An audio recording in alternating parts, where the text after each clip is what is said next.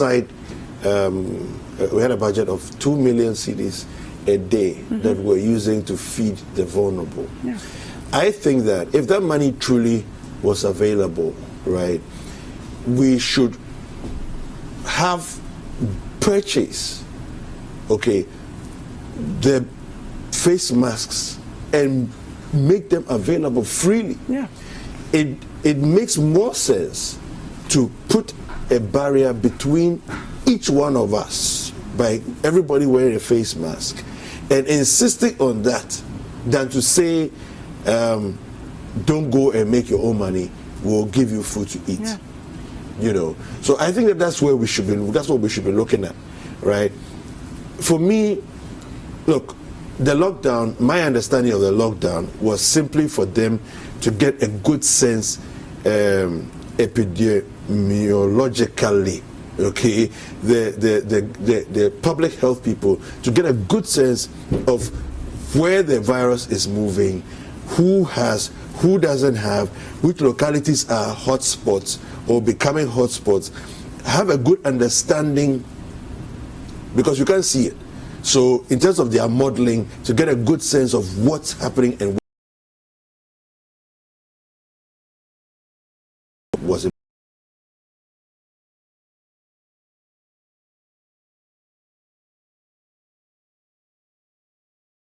Now, and what can we do, you know, with where it is.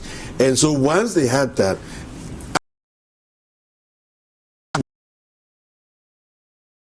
you know, but then I think that part of the extension, the issue of education is critical, you know. So what we did basically was have a lockdown, virtually zero education, apart from, and I stand corrected by, because I didn't experience it myself. I didn't hear any government vehicles, you know, drive. This is Information Department and NCCE.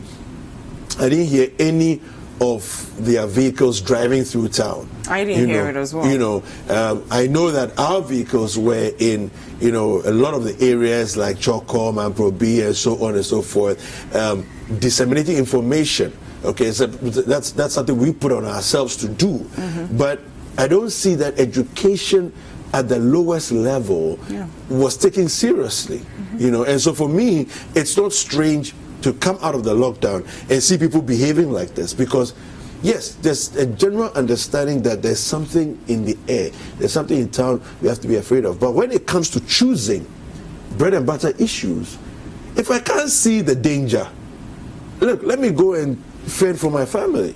Yeah, and for me, I think that's where I wouldn't even say failed, but there's room for progress, because the president has always updated us on the 5 reasons why we're going through this thing. Yeah. Right? And he always says the first one is to limit and stop the importation of the virus. That one we've been able to do because our borders are still closed. Contain its spread. When you look at certain communities, if you go to let's say, for example, Ayawaso West Wogon, people can afford, and it's not even everyone in Ayawaso West Wogon that can afford to stay home, practice social distancing, because they live in open spaces. You go to somebody's apartment, it's a 3-bedroom apartment, it's just 2 people living there, they can afford to not spread the virus. But if you go to places like Nima, Choko, Old Fadama, La, where you have 5 people in a room, how do they limit the spread of the virus realistically? And if we cannot move these individuals, these Ghanaian citizens, into an open space, we can provide something to make it easier for them. Because maybe outside Ghana, the most vulnerable people are the elderly who are in home care. But in Ghana, our most vulnerable people are the poorest amongst us. Poverty pushes them to put their own lives at risk. So if we look at these communities, we look at our marketplaces, and we see that people are not doing what they ought to be doing, that's not the time to treat them like criminals. That's the time to ask ourselves that if we were a very serious country who are very serious about their development, we would be providing some sort of social services to these citizens. We will understand the complex nature of their realities. majority of them migrated to Accra for a better life. They were worse off before this whole coronavirus, and now it's just doubled. And if someone in these communities gets the virus, it will spread like wildfire. So on that front, I think we have not done enough. And I think if we were going to lift the partial ban, we should have at least engaged these communities first, to use this as an opportunity to actually gather data on the people who are living there. It's easier for me to provide my name, my information, my hometown, if I know you are bringing me a bag of rice and you are putting me in a place. So in a way, you are helping, but it's also helping you to streamline the informal sector, because we still don't understand what goes on there. And then maybe you can have a certain pipeline to get them back to their hometowns. So if I'm in the north and I'm stuck in Old Fadama, my house was burnt by a fire, my sister's house was demolished by the government a few days later, and you tell me, if you go back to the north, I'll give you 10 cedis a week. Maybe in the north I can farm, I can feed myself. That 10 cedis is more money than me staying in Accra, hustling all day, paying to take a shower, paying to use the bathroom, paying for every single thing. At the end of the week, maybe I end up with 2 cedis. If we are not doing this, and we go into these communities and we see that people are not respecting anything, we don't have any moral right to take them to court, because we've failed them, and in failing them, we failed ourselves.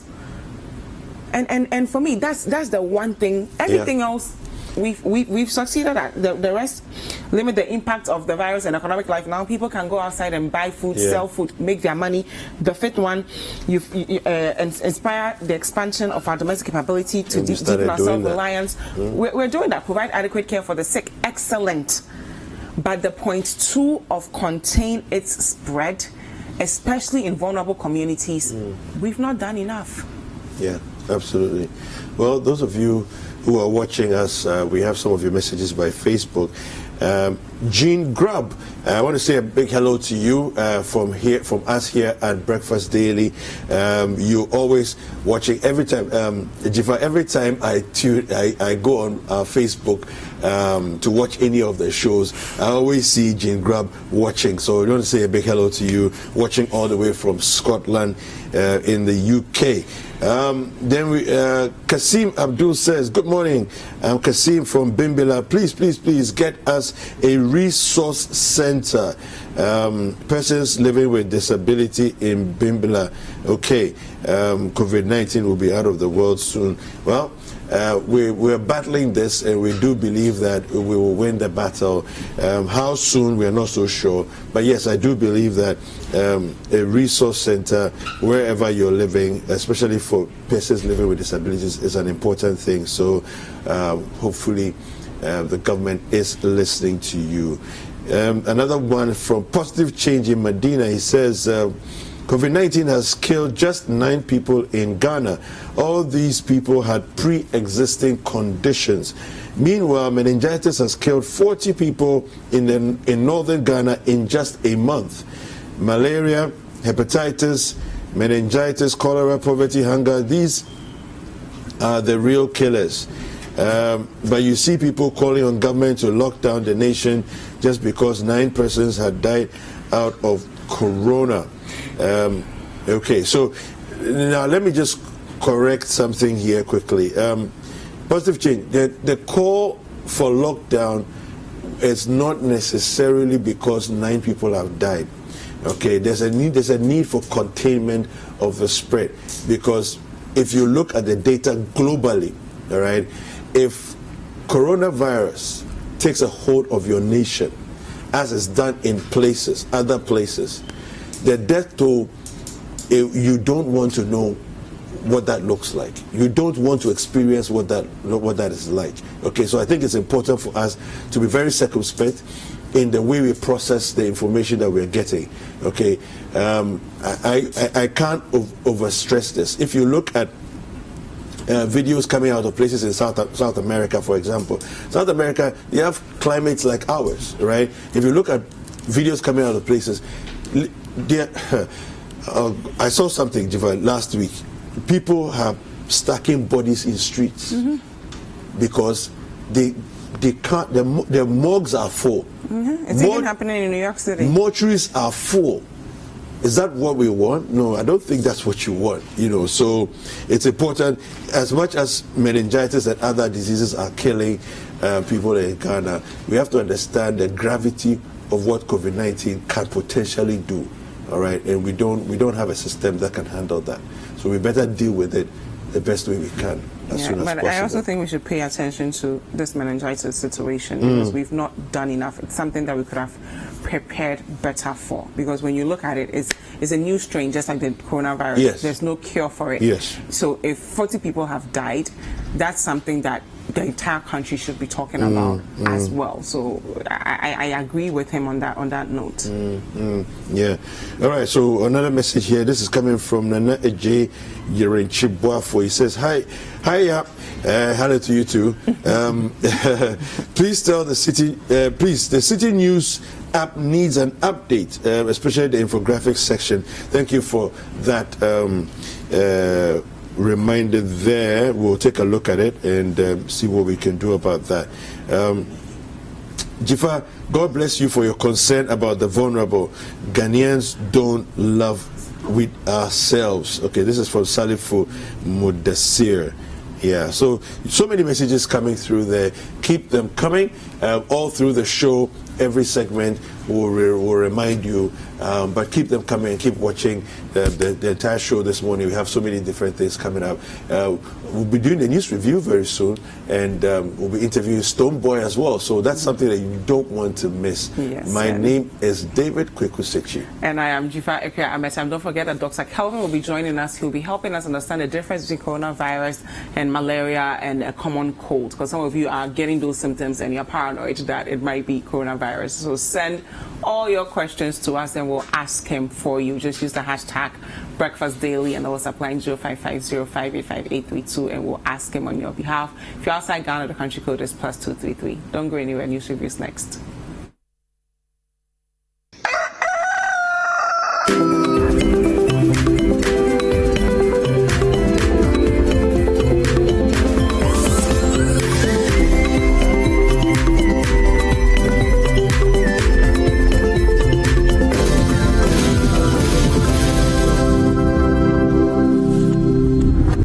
The Honorable Jose Boahin Edu, Chief Executive Ghana Cocoa Board, Ghana Cocoa for Mr. Montiemi, Yarea Bayno, Yarea Nokono Edni, coronavirus, Nas influenza in Yini, Asisia, Yenshede, Huno, Ano, Abano, Neomampini bomb, modern Biasere Beya, Ibisiano, Nanifa, Cassius Bikina, and so. Niema bi won ma kokwakufo ese mo hye nso se mo bokwafu mu a na mbedi no bo a ebesere mo kuduru ho a mo hwe se ntem betiti kakra amaye mudidi a mo ntemu ntete mamumen afie nso no nchia ade bi a tumede yare no etahe nti mamunchia mamumfimfa ono omo ye adwuma no wo ho no kokare kokko nyina ma ntem ntete kakra kwakrakifo ne ade no ubeduru fie antempa no ahoro nsa ahoro ne ade hia pa bobo wa mongu bi so bomodna se bepibibi akata wo hwene sanso na wanti nso a ese no nso no bomodna se wodi bibi be kata wo hwene afie nso no so ho na nso ho dodo ebi a wapoma ye mre asiri wanya fever obowa wo ta wanti wo kon no hwe se basare na chese bibi koso wo widi no ma so ma a doctor for asonte ndi me mamo numbers wo monhye no so 112 ne tosumi 055843986 ne tosumi ensa 05094977700 kokwakufo mo hia pa nti no yesrem munya hwiye maye mo mo ban maye na yenyina yenye ahwiye enkuntia sa yarewe endomasi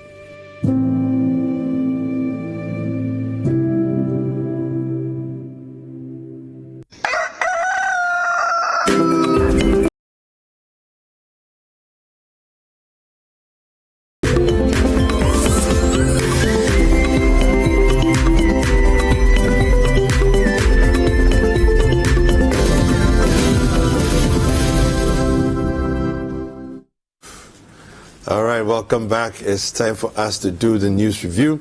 The hashtag, as usual, is Breakfast Daily. The WhatsApp line is 0550-585832. Now, I'm going to give you some headlines from the dailies. We'll do a few online stories, and then I'll introduce my guest to you, and then we'll have a conversation. All right, so on the front page of the daily graphic, lifting of partial lockdown, nation's capacity informed decision, says the president. Boy, 2 years old, drowns in abandoned well. Sad story there. Businesses open after lockdown. Parties express mixed reactions over lifting of lockdown. On the front page of the Ghanaian Times, it is to save people from hardship, President explains. And that's regarding the lifting of the partial lockdown. COVID-19, business activities bounce back in Accra, Kumasi, after 3-week lockdown. NDC, TUC others react to lifting of partial lockdown. FDA's recall of COA FS, public raises concern. Minister applauds Zoom Lion, MMDA's security agencies for 3-day cleanup exercise in Accra.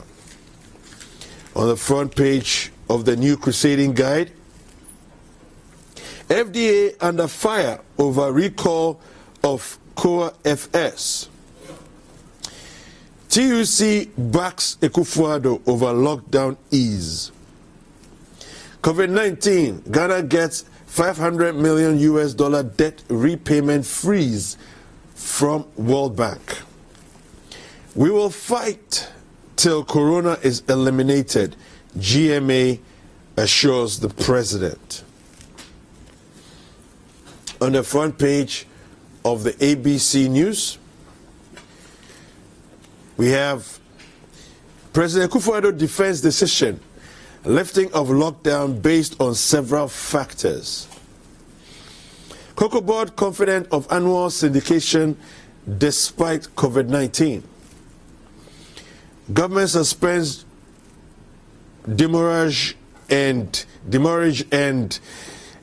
rent charges for cargo during partial lockdown. COVID-19 pandemic, let's observe all precautionary measures. And finally, let's do some online stories. We'll go to citynewsroom.com. And on citynewsroom.com, we have 7 reasons why Akufo-Addo lifted lockdown despite upsurge in COVID-19 cases. We also have Ghana's coronavirus cases hit 1,042. And we also have here COVID-19, Ghana's case count now 834. We have not announced new date for presidential parliamentary primaries. This is from the MPP. COVID-19, Professor Bedu Akosa disappointed over lifting of lockdown. Arrests made, equipment seized after Radio Tong illegally reopens after closure. Lifting of partial lockdown premature and dangerous, says the NDC COVID-19 team. All right, do one more. Let's go to citybusinessnews.com. And on citybusinessnews.com, we have Shippers Authority officially suspends rent and demurrage charges for cargo during partial lockdown. COVID-19 social interventions should have been targeted to make impact and reduce costs. This is from Ken Thompson. Cuts advocates implementation of African Continental Free Trade Area in second quarter of 2021 due to COVID-19. Economists urges government to announce modalities for accessing the 600 million Ghana Citi SME loan on time. And finally here we have U.S. oil prices turn negative as demand dries up. All right, and we have My Joy Online. On My Joy Online, we have decision to lift lockdown makes me nervous. This is from an infectious disease specialist. All right. Over 500 COVID-19 patients likely to recover in coming weeks. This is coming from Gabi Ochridako. And finally here we have Nigerian actor Joseph Okechukwu hails Akufo-Addo for lifting lockdown. All right. Well, for more news, you can visit citinewsroom.com, and for more business news, please visit citibusinessnews.com. All right. And let me just say that just as the season that we find ourselves in, all our stories are going to be heavy on COVID-19. Just basically, we're going to talk about the president's decision to lift the lockdown and his defense of that position. Okay, and then we'll be discussing, excuse me, the lifting of the lockdown, premature and dangerous, as the NDC COVID-19 team is asserting. And then we'll also look at the GMA in Eastern region discussing, saying that they expected the lockdown of Lower Manya Krobo, which seems to be an emerging hotspot as well. So I think it's important for us to delve into all of these. But remember that the hashtag is Breakfast Daily, and the WhatsApp line is 0550-585-832. That's the number to send us messages on. If you happen to be outside the country and you want to participate, please do use the country code +233. Now I have a guest in studio,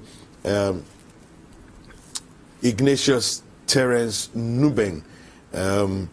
He's the Director of Advocacy and Research at the Africa Center for Health Policy. We'll also be joined later by Zoom by Nanaya Akwada, who's the Executive Director of the Bureau of Public Safety. All right, good morning, Ignatius. How you doing? Good morning. I'm doing very well. How about you? I'm well, thank you. I'm good. Now we are, the last time you were here, we were under lockdown. Sure. Now, lockdown has been lifted. Your general personal thoughts and feeling about that? Well, my personal thoughts on the lifting of the lockdown, I believe it was definitely bound to be that the lockdown was going to be lifted one way or the other, especially judging by the trends that we were getting. But this early? But then, personally, I believe though certain measures had been outlined by the president, I believe they should have been more stringent and more straight to the point, such that they would have addressed more key, issues to deal with the excesses and to deal with people adhering to all those protocols that had been laid down before lifting the lockdown. But then it's been lifted, and then we have to make do with what we have. So we must also speed up and ensure that it's done. Okay. All right. Well, let's get into the conversation this morning. We want to discuss the president's defense of his decision to lock down. So let me quickly read that story for us, and then we will. A careful balance of many factors led to lifting of lockdown, says Akufo-Addo. All right. So here, the president. This was citynewsroom.com. President Nana Addo Dankwa Akufo-Addo says the decision to lift the partial lockdown of Accra, Kumasi, Tema, and Kaswa was taken after careful consideration of a number of factors. According to President Akufo-Addo, the country's current capacity to trace victims of this disease, being able to test, being able to isolate and quarantine those so that we take them out of the population, and of course the treatment are some of the factors that led to the decision to lift the partial lockdown. Again, the president added that we are also looking at the demography of the disease itself in terms of the sick, in terms of death. What we will like to do as decision makers is to balance all these factors and to come to a conclusion in a set of solutions that will benefit our people and of course protect the economy of our country. Of all of these have been in the basket of issues that have led us to take this decision.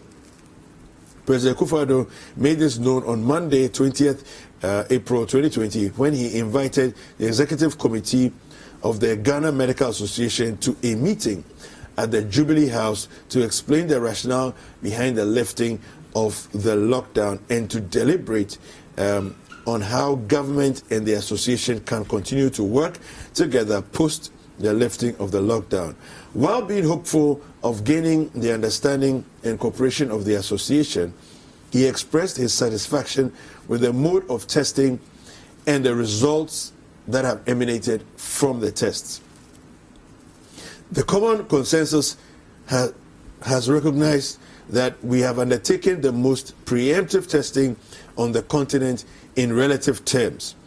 That has given us a very large pool of information as to how the disease is unfolding in our country. I think our capacity to be able to continue to do that is very critical for our ability to deal with this virus, President Akufo-Addo added. All right, let me come to you then, Ignatius, and ask you his defense of the decision that he's made. Of course, we know that there's a whole lot of people that are sitting at the decision-making table with him, right? They will present all the issues, and then leave him to make his choice. I'm sure he also has his advisors who will say, we feel this go this direction, we feel go that direction. Ultimately, the decision is his. From where you sit, considering the fact that you've been involved in a lot of contact tracing as well and all of that, health policy is one of your things too. So what do you make of this as a technical expert in this area? Okay, so I would attempt to address it from two angles. Okay. If we are looking at it from purely the medical aspect, they would say that, yes, it was a little too early to actually lift it. But health itself is very broad and has various other dimensions. The social, the economic, it has several other aspects of healthcare which needs to be, which need to come together in totality to ensure that we can say this is health. So from that angle as well, I can understand the precedent. But from the purely medical side, they are looking at the number of cases that we are getting and then the trajectory of the cases. For instance, the concerns that have been raised now from the medical aspect would be, where are the cases? So we've been told that majority of them are asymptomatic. And that is very, very necessary, meaning they are not showing any signs or symptoms of the disease. So it means that a lot of them are going to be managed from their various homes. Those who can actually afford to be managed from their homes, they will be managed from their homes. But how sure are we that they are really adhering to the self-isolation protocol? And are there any mechanisms to actually ensure that they are really adhering and they are not making contact with other people until they are tested negative on 2 consecutive occasions? That is a very big worry to a lot of us in the health fraternity. But then, I'll come to the other side, looking at it from the public health perspective.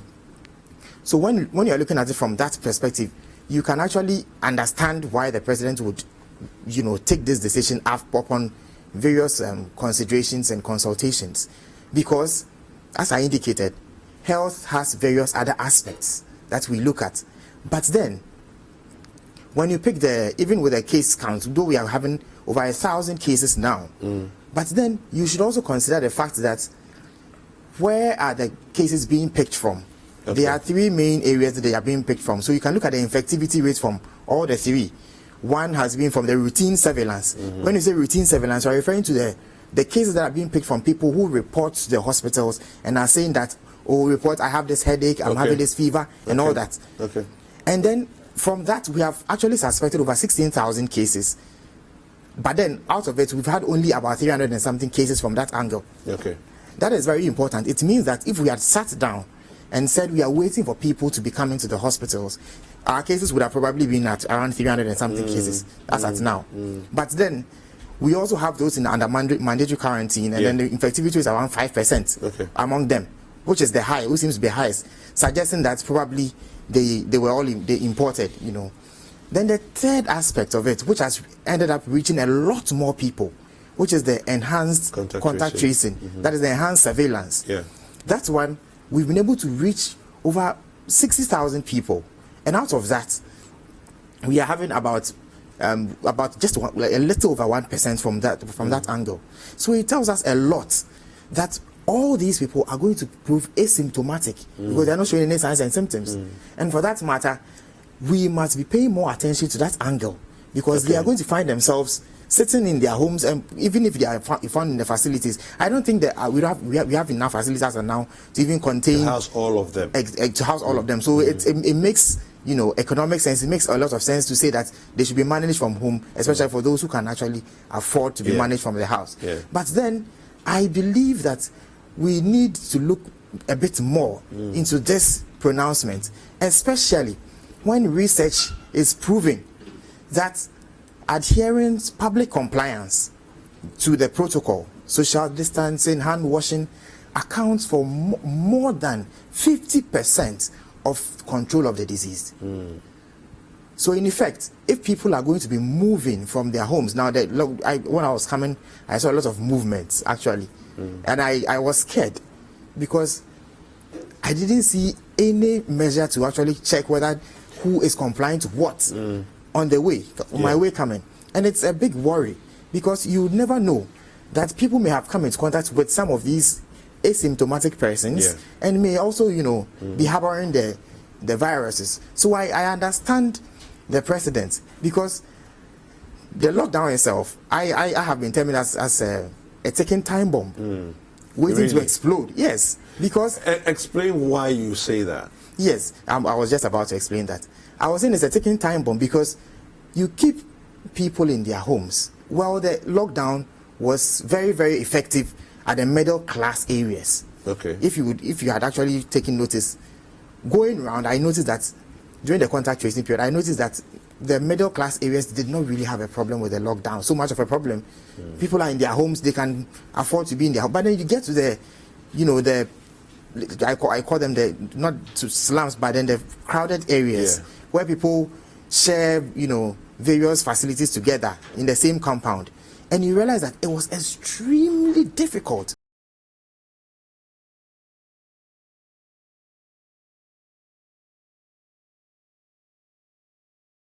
Informal sector. Our economy is actually, the finance minister was talking about it being largely from the informal sector, about 90% or so. That is very worrying. It means that all these people are staying in their homes, waiting to receive some sort of assistance from people. And we were hearing a lot of stories about these kind of assistance that were going around. That there was a lot of agitation. So very soon, if we did not act fast, very soon we may have ended up getting a lot more of agitations, which could probably lead to a lot of people coming out, and like South Africa, for instance, we heard that people were going to stores, looting and all that from the stores, and that's very worrying. If we did not take care and then really balance issues, we'll be getting to that side. But then I was expecting to see more stringent, measures to ensure that all the measures that the president had outlined on Sunday was perfect. But then we should have been a little bit more, not a little bit, we should have been more aggressive in terms of the approach, because some of them were just so vague. If you ask me, like some of them were just suggestions that if you have to go out, he's advising to wear a mask. To wear a mask. Yeah. Well, I use my mask issues on my way with that as well. Yeah. Yes. If you are just advising someone to use a mask, it means that it's not mandatory for the person to wear the mask. But if you are coming out, you must be in your what? In your mask. That is. Then there is something. There are security persons on the way to ensure that persons coming into the central business district are in their masks. But I didn't see that. So these are areas that we should really be looking at. And then at the various markets too, it's still worrying because the social distancing is virtually non-existent. And if we don't put in those measures, I was expecting to really see that there has been a palpable plan in place. We have this number of market women at this place who, we are regulating them. Some are coming at this time, the rest are coming at this time, and all that. And then if you don't adhere, you are taking off. These are more stringent measures I was expecting to actually see. So I know that in Kumasi, for example, the city authorities have taken those decisions.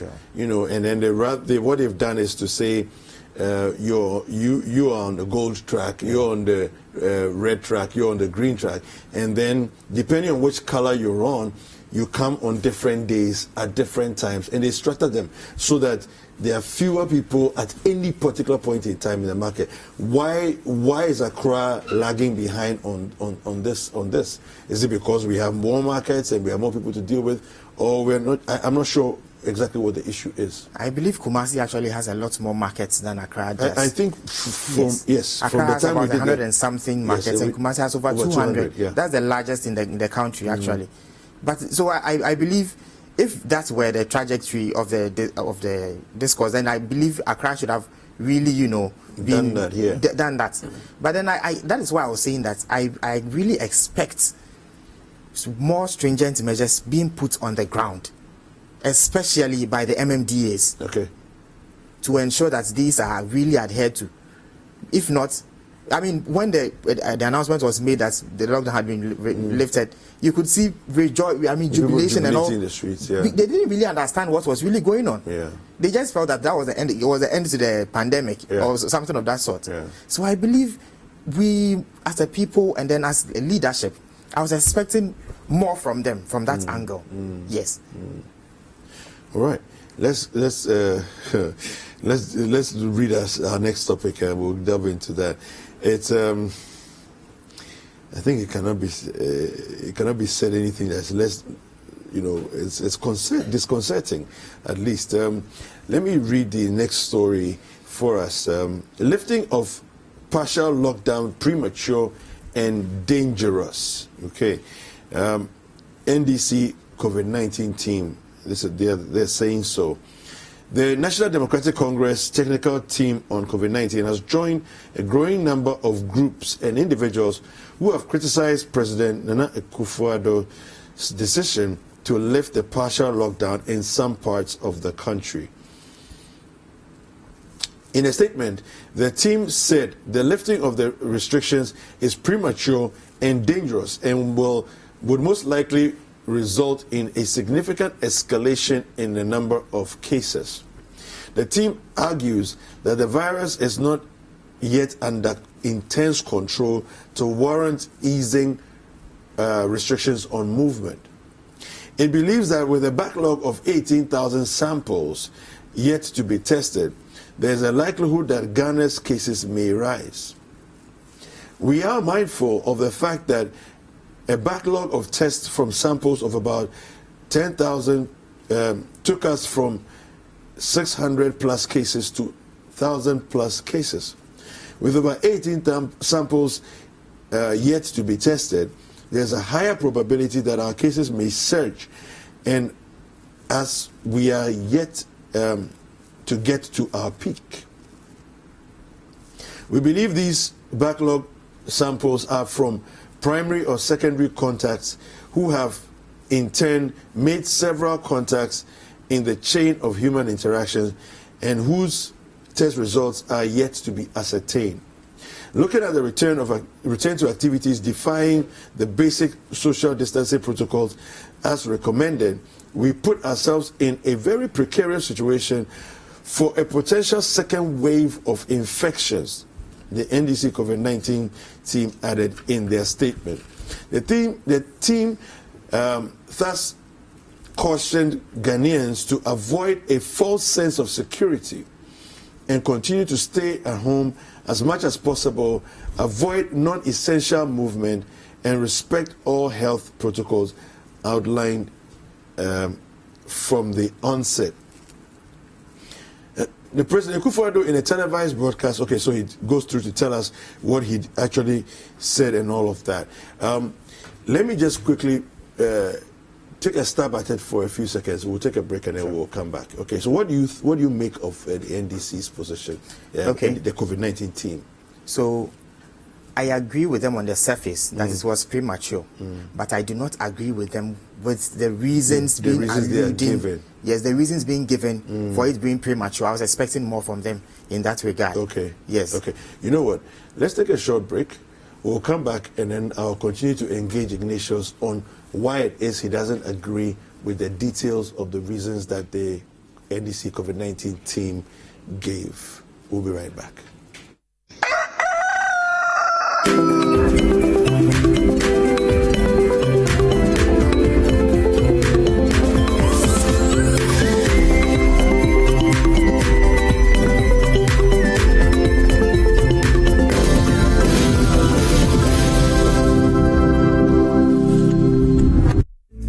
It's here, the Express Pay app. More social, more power, more services. Experience a cooler way of payments with exciting new features. Want to go social?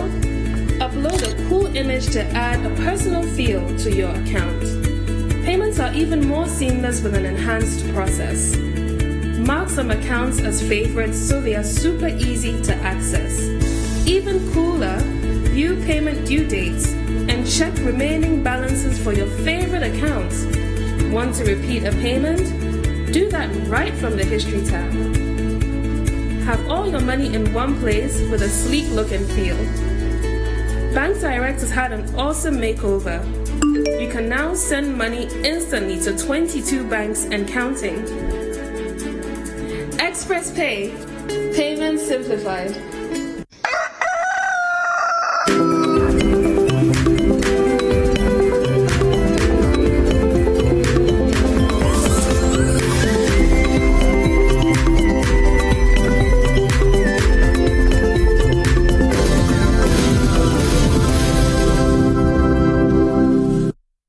Welcome back from that break. This is the news review here on Breakfast Daily and Citi TV. My name is David Kwekusechi. This show is interactive. The hashtag is Breakfast Daily, so kindly send us messages on all social media platforms. Also, the WhatsApp line is 0550-585-832.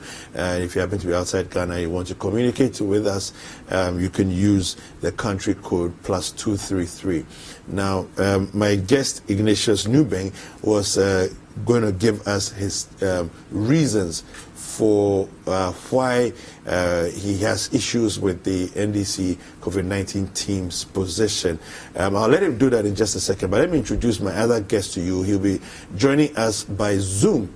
Nanaya Akwada, who is the Executive Director of the Bureau for Public Safety, has joined us. Good morning, Nanaya.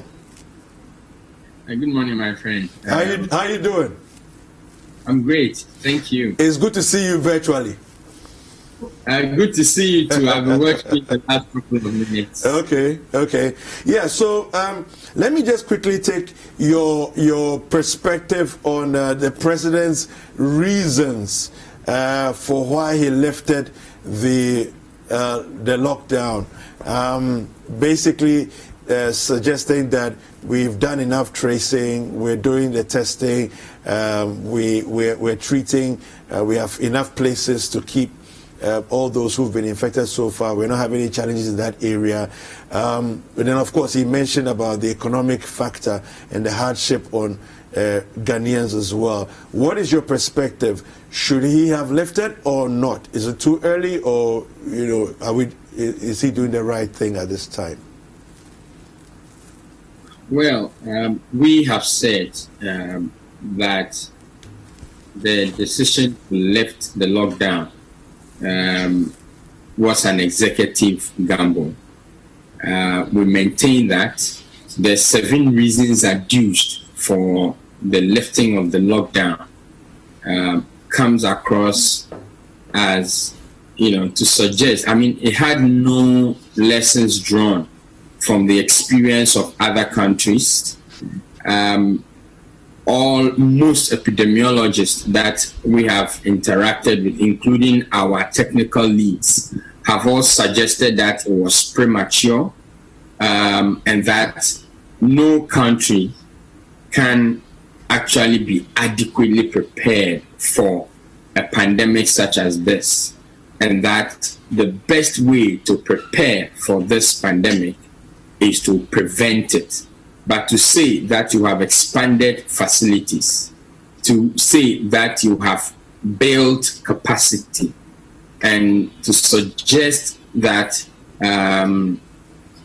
you are ready for the pandemic is a very, very serious gamble. And we have stood by it, notwithstanding the fact that our society is largely a free one, and I'm using this term advisedly to describe the level of indiscipline and non-compliance to basic societal rules. Yeah. We felt that the lifting of the lockdown at this time was not a very good idea. Let me come at you with from another angle and say that, what about if with the lifting of the lockdown, essentially we implement the creation of barriers between persons in public movement, basically them using masks and insisting on the wearing of masks? Will that not do the same thing as a lockdown, or even better? Well, the use of masks is something that is good.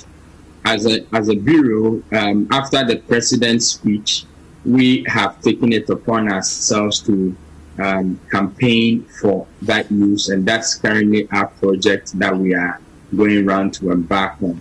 But this is the gist.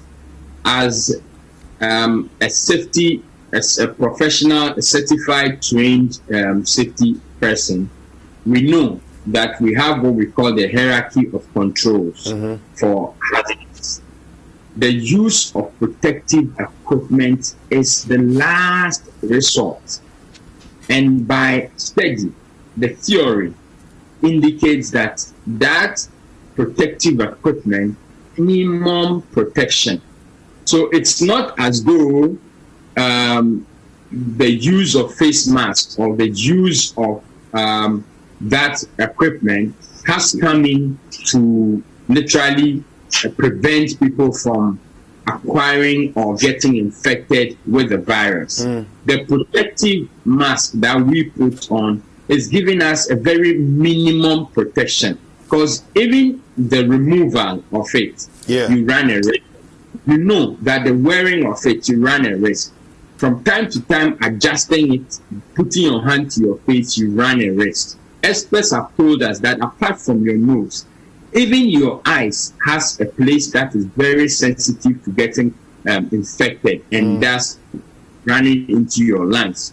And so, and we also know that the filtration that the protection mark can actually prevent, in some instances, is up as low as 85%. So there is 15%, up to 15% chance of getting infected.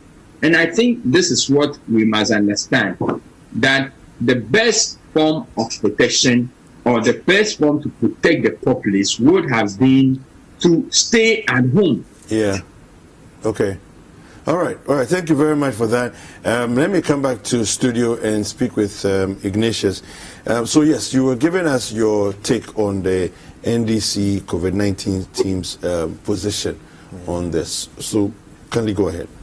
Okay. So the main reason that they were alluding to for, they not agreeing was that there was an increase in case count. And they also suggested that there's a backlog of samples waiting to be tested, about 18,000. Yeah. And then it has the potential to shoot up our cases, our caseload. Yes, it is very true. It will shoot up, definitely, because we are not expecting the 18,000 to prove that zero. Definitely, there will be some cases that will come up. But then, I would want them to also look at the arguments from this angle.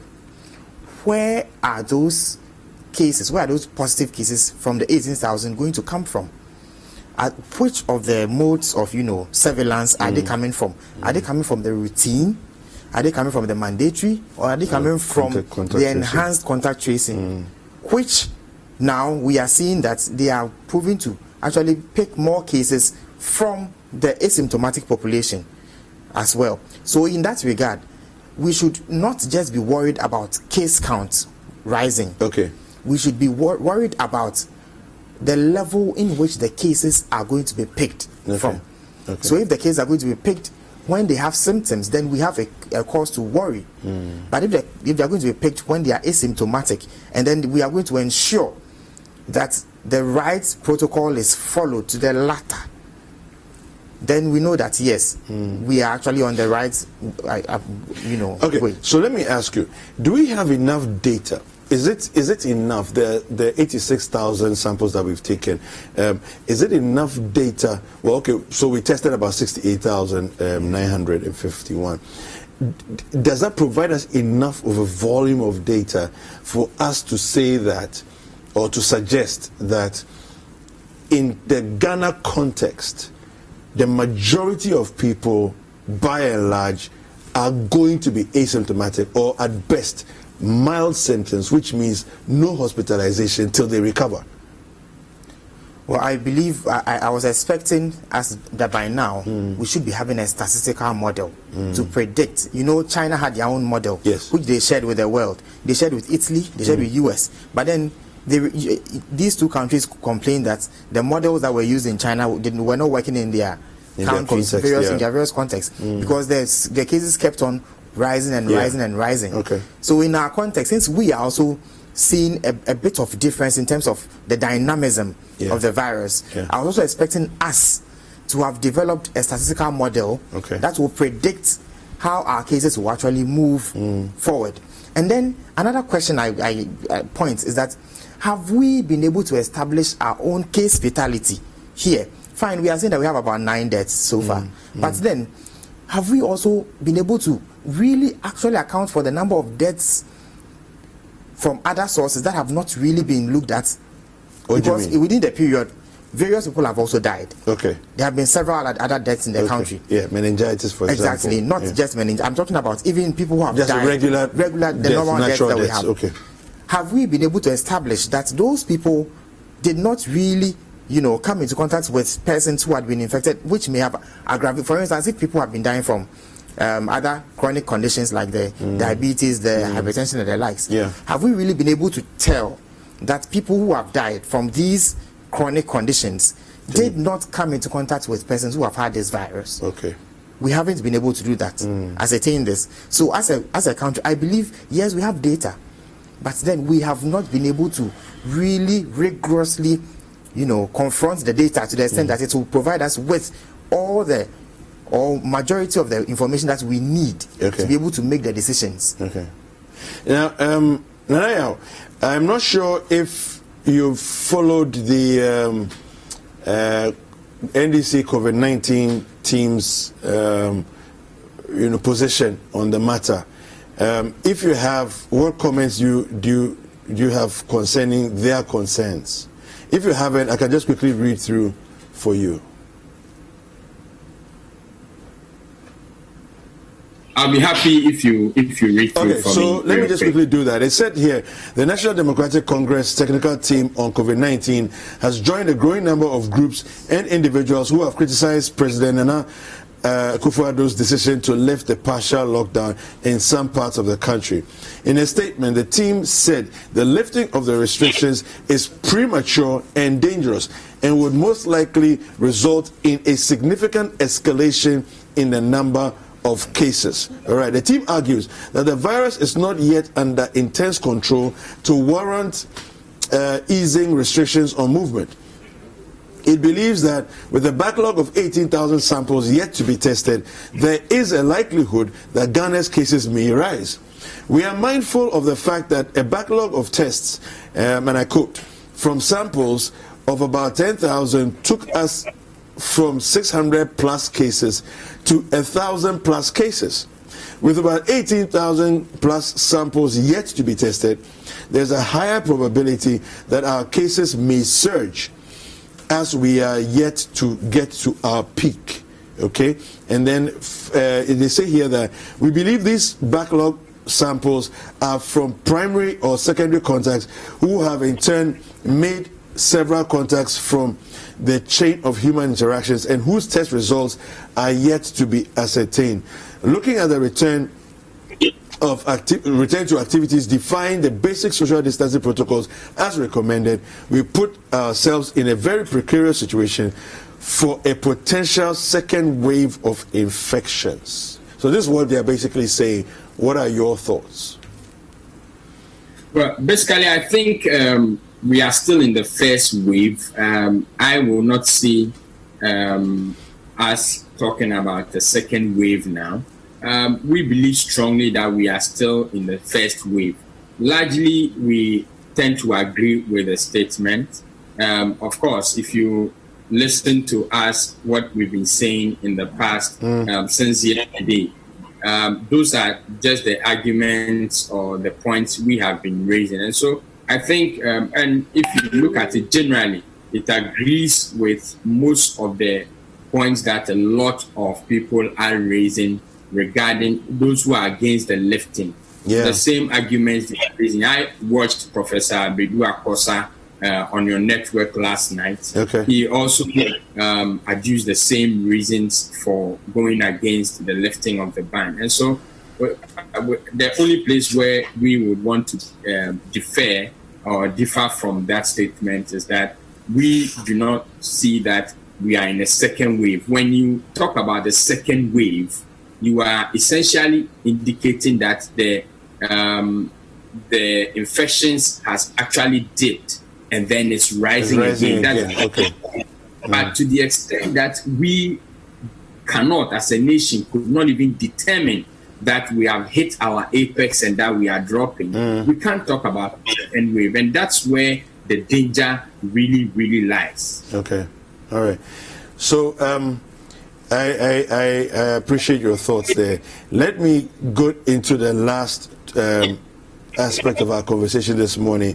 But before we do that, I'll quickly read a message from you, from our viewers. This is from Kwesi Jabeng, and he says, "Good morning, Good morning, Jifa. Hashtag Breakfast Daily. I want to bring to your table the government haven't paid contact tracers who work selflessly to fight COVID-19.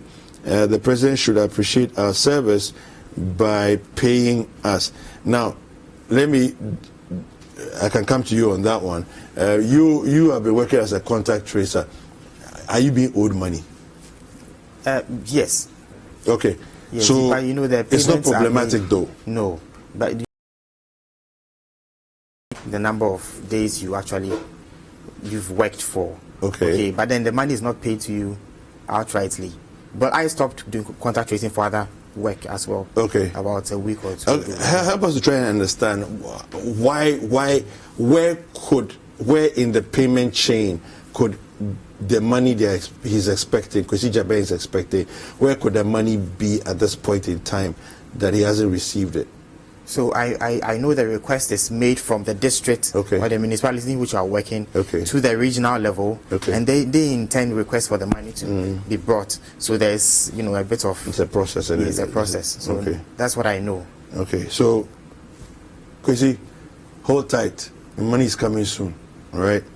Let's do the last bit here. The GMA, Eastern Regional Ghana Medical Association, are saying that they expected a lockdown of Lower Manya Krobo.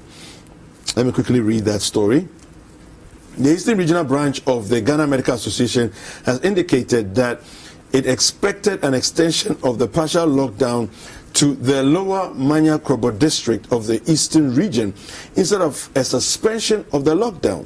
President Nana Akufo-Addo on Sunday lifted a lockdown imposed on Kaswa, Greater Kumasi, Greater Accra metropolitan areas, whilst maintaining restrictions on public gathering. The decision to lift the lockdown has been met with mixed reactions, with the majority of city dwellers saying the step may cause more harm than good. All right, now I want to quote. I want to quote the GMA. Okay, so speaking to on Eyewitness News, Dr. Akoto Ampao, who is a medical superintendent at the Kwewu Government Hospital at Etibie in the Eastern region and the Eastern Divisional Chairman of the Ghana Medical Association, said they least expected a lift on the restriction of movement. According to him, they rather expected government to completely or partially lock down the Eastern region. I will say that the majority of Ghanaians didn't expect a lift on restrictions on the Greater Accra and Greater Kumasi areas, and I was one of such people who did not expect restrictions to be lifted immediately. And concerning that, the fact that we in the Eastern region are really concerned about the numbers in cases that we are recording, to put it that Eastern region is now number 3 on the log of cases that have been recorded in Ghana. We were rather expecting that there will be restrictions within the Lower Manya Krobo district areas, which have become another epicenter for COVID-19 patients in Ghana. Let me start with you, Nanayao. What do you make of this? It looks like we have Accra, Kumasi, and now Eastern region seems to be climbing up in terms of the cases, and the GMA is clearly very worried about what it means for them. What are your thoughts as to what's going on now? Well, there's an emerging picture that is not unfamiliar with the Bureau. You know, over time we've been working on this BPS report quarterly, half year, and then annually. What we are seeing is that when issues of public safety come up, it's always across Greater Accra, Ashanti region, Eastern region, and Central. This is how it always flows. And so we are not surprised at the trend. But I think there's a certain link that we really have to work to unearth. But we are not surprised to see Eastern region come up this strongly. Actually, at the point when we heard of Kaswa, we were just guessing that, okay, it's going to be Greater Ashanti and Central. And only to see that Ashanti, Eastern region has overtaken Central region. And so this trend, we just will want to keep an eye on it and watch. But for the Ghana Medical Association, they are the soldiers on the field. And so we would also entreat them that they should engage government to direct resources at these 4 regions. Of course, we want to include some regions in the north, of course, or if you like, the border regions. They should involve them. so that we can actually safeguard up education there and then up surveillance in the border regions and these 4 regions, so that we can make sure that even in the course of infections going on, our surveillance will be apt and solid in these areas. We can, by doing so, contain or limit the spread or the speed of spread of this virus. All right. Let me come to you. What are we, as the GMA is fearing, are we not likely to see some kind of explosion of cases in that part of the country, considering the number of other things that we've been talking about, here in terms of respect for the protocols? If in Accra we're having these challenges, what about the Eastern region and so on? So, in as much as I very much agree with the Eastern Regional GMA for, wanting to suggest that we should have actually had a, how do you call it, an inclusion yes, in the lockdown at the Lower Manya area, and I think that's where Jaman is also within that same catchment zone. But then I also believe that though the president announced the lifting of the restrictions in even these other areas where we had the restrictions, he was also quick to urge that when the need be, we are going to see district-specific or community-specific curfews and lockdowns, and that is where I believe, or we as a policy, health policy body, we believe that we should rather be looking at it. What are the exact measures going to be put in place to ensure that if you are going to have community or district-wide, specific lockdowns or curfews imposed, what are going to be the modalities for it? That is what we should be looking at now. They have not come out to say anything. They only said that when the need be, what would warrant, when the government is saying when the need be, we are going to lock down these places. What do they mean by that? They did not tell us in quantitative terms what they really mean by that. And those are the key questions that we should be asking, demanding from the government to ensure that we all move along the same line. But then as I think the GMA met the president, their national leadership met the president yesterday as well.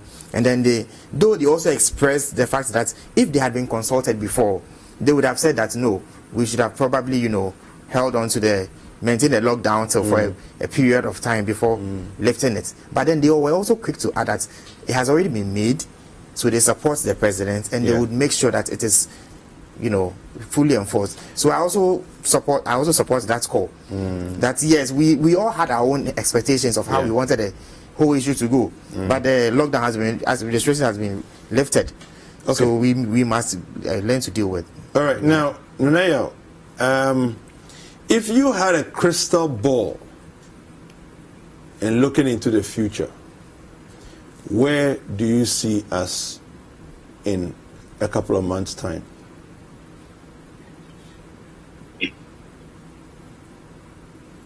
David, too bad. Your audio was. Can you hear me now? Can you hear me, Anaya? Okay.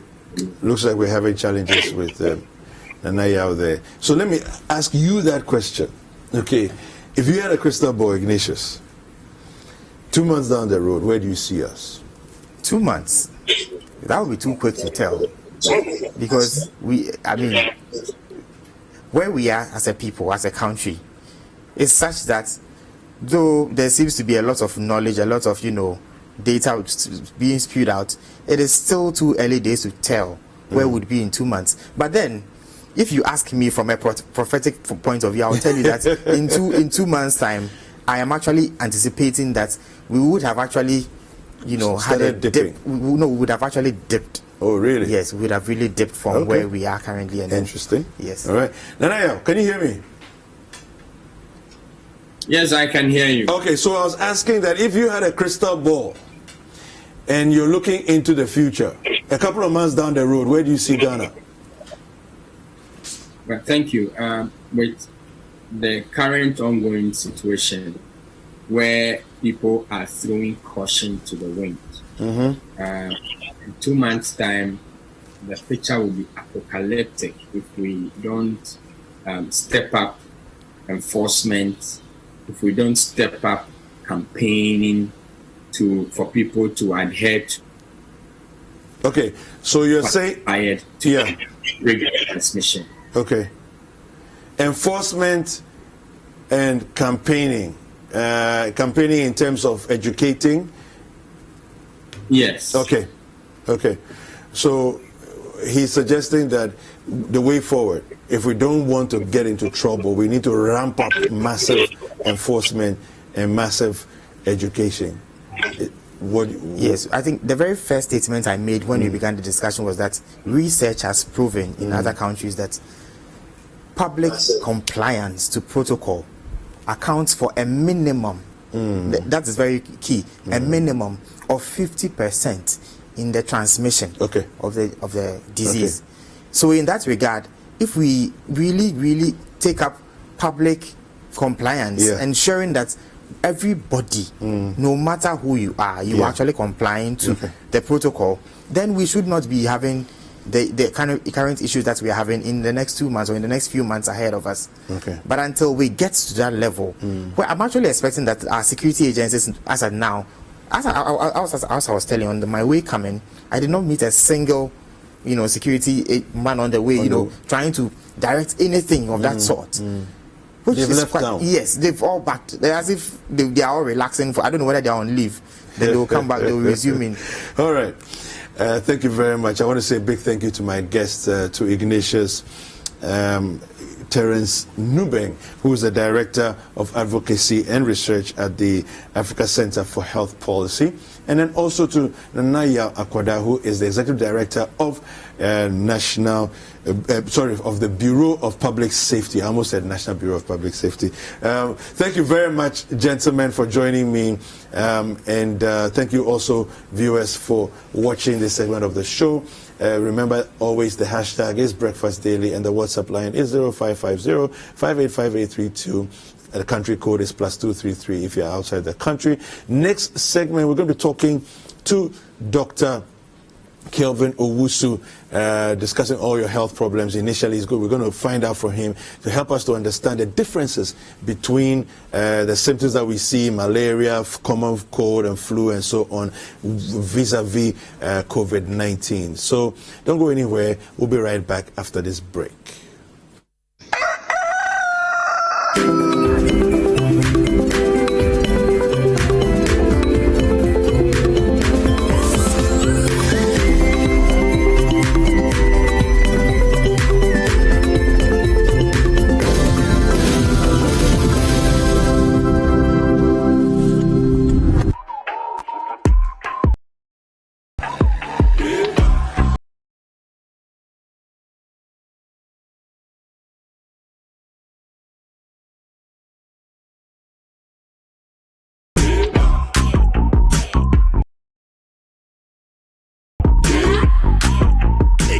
For extra data, extra minutes, and extra unlimited calls. Not just that, even our extra data doesn't expire. Simply dial *111# to bundle now. Airtel Tigo. Life is simple.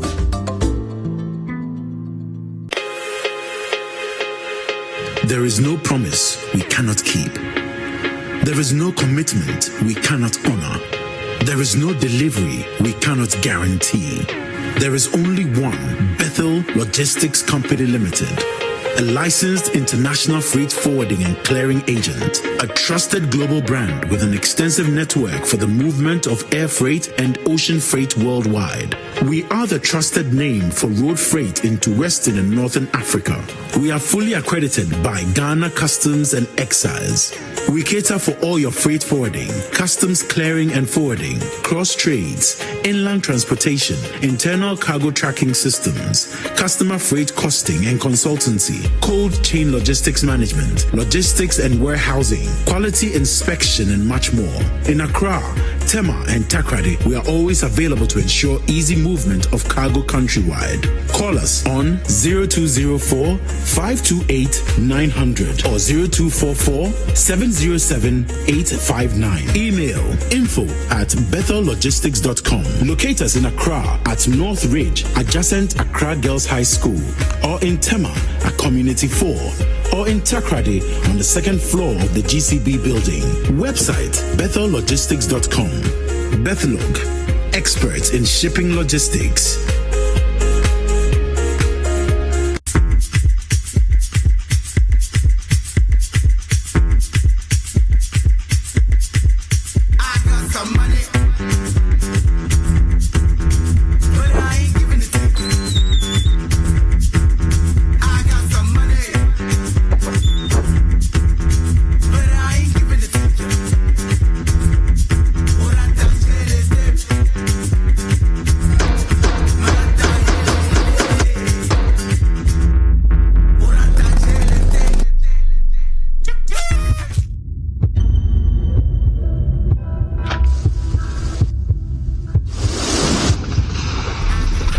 There is nothing as hard as a diamond. For buildings with superior strength that withstand all weather conditions, Diamond Cement should be your preferred choice. Locate Diamond Cement nationwide with factories in Aflao, Takrady and Bupe. Diamond Cement, as hard as a diamond.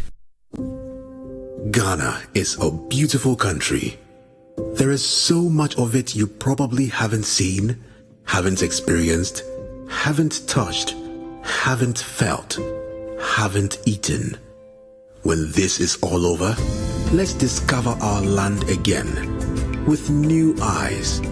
Let's feel each other again. We are one people, brought together by destiny. Let's make that count. Let's show love for each other and our environment. Let's tell our stories, and let's watch and listen to our stories. There will be so much to tell. Ghana is a truly beautiful country.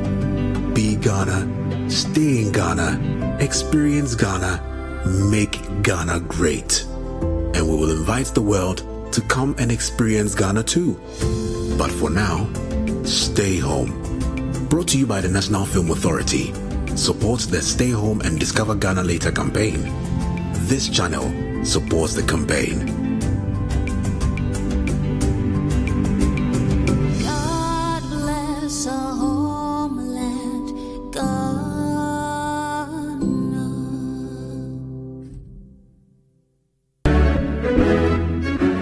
There are those with untold stories, unraveled feats, life-changing stories, and lasting legacies.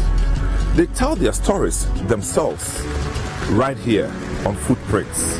So we go to someone who were put in our various cells, and then someone you have it's a huge prison. And then it was then that it dawned on me that I was really in big trouble. Do you think that the overthrow of Liman was justified? I think that with hindsight, there was no justification. Be inspired by their hard work and resilience that led to those outstanding achievements as we trace their footsteps through the capsule of time. Because of my upbringing, my mother, my father, they are, Christianity. Yeah. So because of that, strong hands at home. Even though I'm the guy smoking, doing all kinds of that, I've never tried. You've never tried? No, never tried weed or anything. Nothing. You've never tried weed? Even drinking, alcohol, no. Why should you people put everything, everything was done before Nkrumah arrived in the country? No, aho ni leba ye. Aho leba ye. So join me, Samuel Atamensa, and my guests every Saturday at 9 a.m. and Sundays at 4 p.m. only on Citi TV. Footprint is sponsored by Bethel Logistics Company Limited, experts in shipping logistics.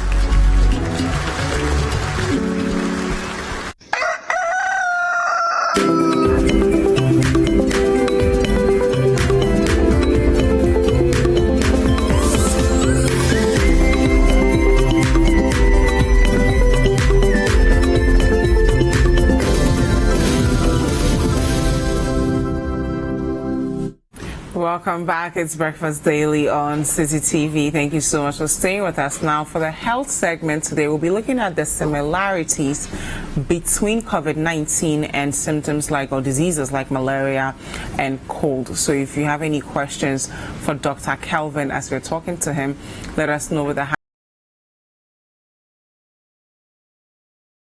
832. If you're outside Ghana, the country code is +233.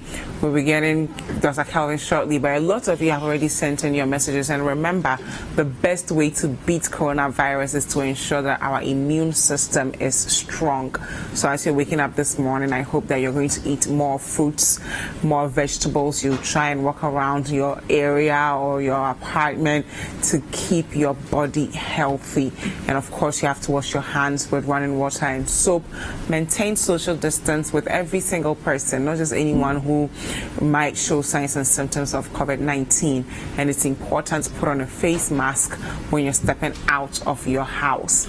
The two reasons why: it's one, you may be asymptomatic and you don't know that you are carrying the virus. The last thing you want is to pass it on to your friends not be able to fight the virus. And the second reason is because one of your friends may be positive and they don't know their status.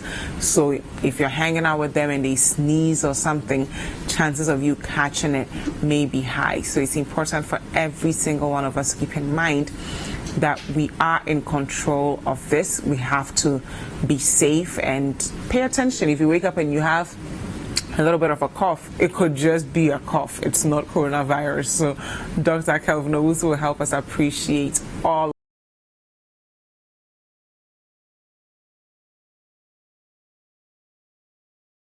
or anything at all that has to do with your health. We want to give him those questions. So let us know with the hashtag Breakfast Daily and the WhatsApp line 0550-585-832. We are live on Facebook, YouTube, and all other social media platforms. So you can comment below in addition to sending that hashtag. Of course, Dr. Kelvin is the medical. It's always a pleasure to have him here every Tuesday. Good morning, Dr. Kelvin. Good morning, Jifa. How are you doing? I'm good. How are you? I'm very well. Belated happy birthday. I heard that you're celebrating your birthday last week. How was it?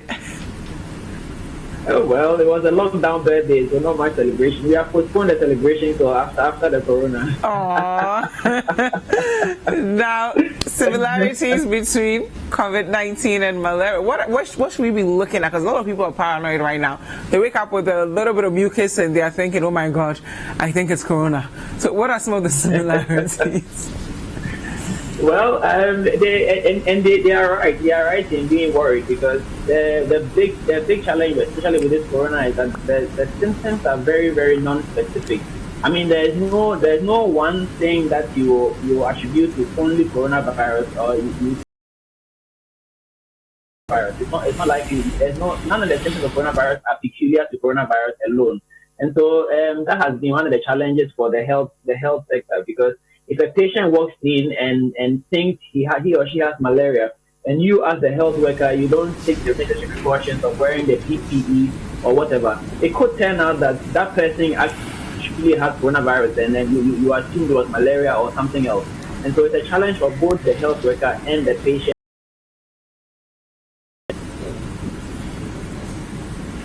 Okay, so Dr. Kelvin, what are some specific symptoms that we should be paying attention to? So we already know the symptoms of coronavirus. There's headache, there's fever, there's cough. Some people may have a sore throat. There's general body weakness, and so on and so forth.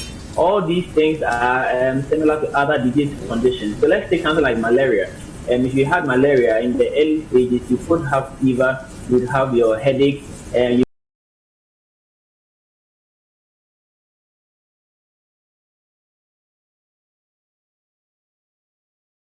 and coronavirus. When you look at common cold, if you had a common cold, you will probably have a runny nose, you still have the headache, you'd have the general body weakness or general body pain, and you could have a fever as well. Again, all these things are similar to what you could have, or the symptoms you could have when you have coronavirus. And so what I said in the beginning, the coronavirus symptoms are highly non-specific, and that presents a challenge when it comes to dealing with this particular issue, as we discussed earlier. Okay, Doc, so we have some questions here for you. Let me see. I'll go through them one by one. So Anthony says, hi, Doc. I've been experiencing some light headache, chest pain, and sometimes the pains travel from the chest to my ribs, the left side, up to my waist. All these are light pains. Please, what could that be? So this isn't necessarily coronavirus, but he wants to know what's going on.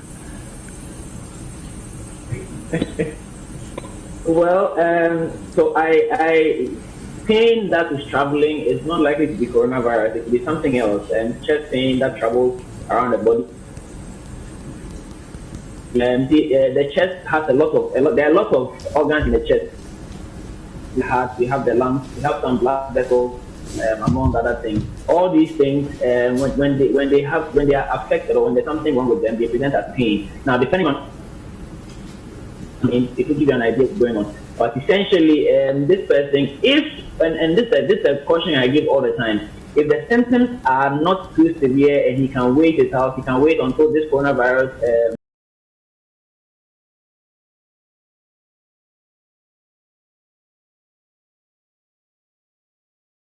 are severe and unbearable, then we are going to go to hospital, but then do the appropriate test, an ECG and other related tests to find out exactly what is going on. Okay, so there's another question here. Let me get that for you. I hear associated with it is what the doctors treat and not the virus itself. After these symptoms are treated and the immune system boosted, then the person now tests negative, is discharged. What is the probability that the virus will not attack the recovered person again? So the Eagle is saying that, well, the name is Favorite Eagle. He's saying that he hears that the virus enters your immune system, and then so what the doctors are treating are the symptoms and not necessarily the immune system. So when you go back home, what's the probability that you won't get attacked by the virus again if you are not killing the virus but just treating your immunity to it or the symptoms? Did you get the question, Dr. Kelvin? Okay. Yes, I get it. So in the hospital, what the doctors are trying to do is, one, keep the symptoms in control, because if you are coughing so much. In addition to that, we also want to slow down if it is break down your system much faster. So we also try to slow down the replication of the virus, and that is where in the past we had things like chloroquine and other medication being mentioned as being effective in slowing down the replication. Ultimately, to clear the virus, it's your immune system that will do that job. When we slow down the immune system, when we slow down the replication of the virus, it helps your immune system to overcome the few virus elements that are still present in your body. However, after you have been cured or cleared of the virus, and as to whether the virus can reinfect you or not, I must say that the evidence is still not 100%. We are not too clear what the way forward is. For now, generally, the virus, most people who have recovered the virus have not been reinfected. A few people have been reinfected, but we cannot conclusively say that the virus can reinfect the person. We don't have the full information to make that, to draw that conclusion at this point. The hope is that this virus will behave like chickenpox. I mean, you know that chickenpox will usually attack you once in your lifetime, and then you build immunity against it, so that subsequently you can. That because it's a cold virus, a coronavirus, and they might.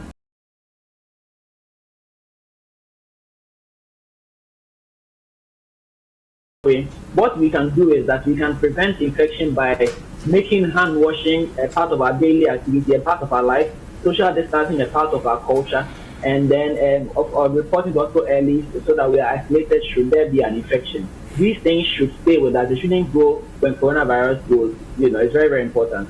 Okay, so speaking of the hand washing, there's a question here about how exactly does, if you wash your hands, how is that killing the virus if we say that there's no cure for the virus? So if someone has coronavirus, they wash their hands, they come to touch you, do you now not get the virus because they wash their hands?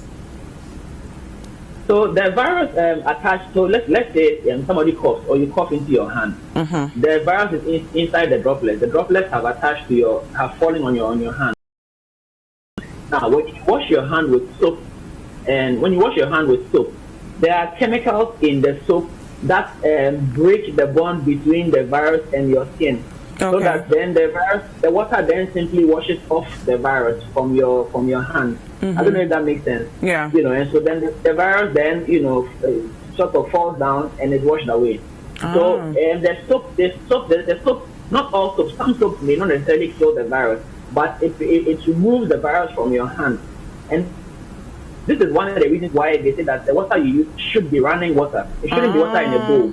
Because if you wash your hand in a bowl, the virus is sitting in the bowl waiting for the next person to come and also wash their hand and carry the virus away. Mm-hmm. And so most soap and the basic of soap have chemicals in there that will lyse the bond between the virus and your skin. So that when you have rinsed your hand with the water, it washes away the virus off your hand. So now your hand is virus free. So that when you now eat with your hand or you rub your eye with your hand, you are not likely to get infected because your hands are considered clean, or your hands are actually clean in the sense of the word. Okay. There's a question here from Bossman. He says, I'm asthmatic. What are my chances of surviving coronavirus? Your chances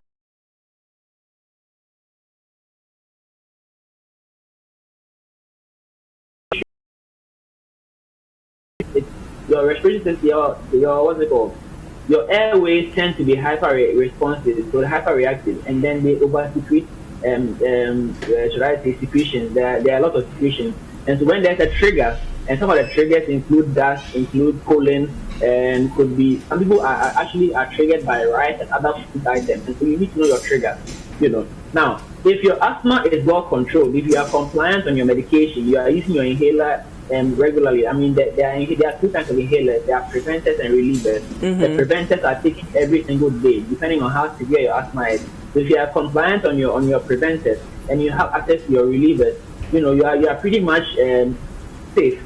The whole idea of managing asthma is to bring you to as much normalcy as possible. So if you are compliant to your medication, then you and coronavirus may not necessarily have a terrible outcome. However, because you are asthmatic, when you do have symptoms or you do feel like you are coming down with something, you should not ignore it. You need to respond as quickly as possible by calling the corona helpline or getting in touch with your regular doctor, letting him or her know that this is what I'm experiencing with my history of asthma. I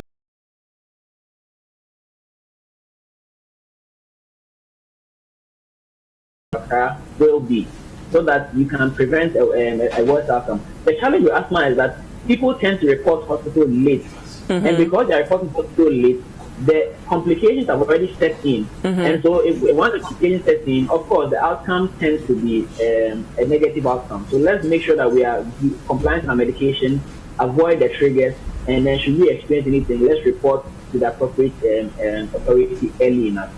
Okay, thanks, Dr. Kelvin. And again, if you have any questions for him, let us know with the hashtag Breakfast Daily and the WhatsApp line 0550585832. If you're outside Ghana, the country code is +233. We started off discussing similar and cold, and now we're answering some of the questions you have, and they don't necessarily have to be COVID-19 questions. Just send them over and I'll do well to ask him for you. There's a question here, says, good morning, please, my throat is dry with no cough nor fever, but I feel mucus congestion within my chest. All this started after I was directed to take Zincovit. What could the cause be? Or what could be the cause? So dry throat and congestion in the chest and all that. I mean, it could be that you are coming down with the common cold. However, we are in the corona season or corona era, and so the question remains: have you had any trouble with recent travel history? Have you had any contact with anybody who has had any recent travel history? Have you had any contact with anybody who has been diagnosed of having coronavirus? And so these questions become critical so that you know whether or not you have coronavirus or it's just a common cold. Either way, I've urged you to keep to call the corona helpline, and then they'll take you through the questionnaire and then take it from there. Most probably they'll ask that you do the coronavirus test so you can get it out of the way, and then you can get access to the necessary treatment. That's if you actually do need treatment for that matter. Okay, so another question here. Jifa, please ask Dr. Kelvin that if I use a hand sanitizer, how long will it take before I'm exposed to the virus again? So the thing about it does not replace hand washing. Now, this is very, very important. The hand sanitizer does not replace hand washing. Hand washing is number one. Hand washing is superior to sanitizer. However, in the event that you can't have access to flowing water and soap, you can use a sanitizer. Ideally, after every 2 or 3 uses of sanitizer, you should actually wash your hands, because the thing use the thing that has accumulated sanitizer would dries off within a few seconds that you have used it. Same way, when you wash your hands, you dry your hands. Your hands can become dirty if you touch or interact with any other surfaces around you. And so, in terms of duration of effectiveness, it depends. If I wash my hands right now and immediately I finish washing my hands, I go and touch a table, I've contaminated my hands again, and so I have to wash my hands again before I go and eat. But if I wash my hand and I immediately go and eat my food, I am covered, because I didn't touch any surface at all. So same precautions apply. Don't sanitize your hands, go and touch surfaces and then go and eat, assuming that the hand sanitizer is still effective. No, it doesn't work like that. Okay, so what you're saying is when we wash our hands, we're actually washing the virus off. It's not that we are washing our hands to prepare to fight the other viruses that we may touch, right? Exactly. Okay, so exactly if you go touch something, you should go wash it again. Or use the hand sanitizer again. Let me just check this thing. Okay. Now I'm not saying everybody needs to wear a face mask, which is good advice. But then the thing is, before you wear the face mask, you need to wash your hand before you put it on. And every time you touch the face mask, you have to wash your hands, or you have to use the sanitizer. So don't touch the face mask and then continue with whatever you are doing, forgetting that you have to wash your hand, because when you now try to take out the face mask or put another one on, they're going to interact with your face, and that could then expose you to the virus again. Okay, so there's a question here, please. Is it possible for a COVID-19 positive patient to remain asymptomatic until he or she becomes negative? Second, resistance to the virus. So, yes, a person who is COVID positive can remain asymptomatic until he or she becomes negative. It's very, very possible. Highly, highly possible. In fact, that is the more reason why, I should say, that's the more reason why, it's because of the asymptomatic people that there was a need to lock down. Because you can tell that this person is sick and avoid that person. But in fact, it looks like majority of people who actually are exposed to the virus are not going to show any symptoms. So they're going to be going around their normal activity. Unfortunately, it is also these very asymptomatic people who are most likely to spread the infection to everybody else. And that's why we keep saying that stay home, because if you happen to be carrying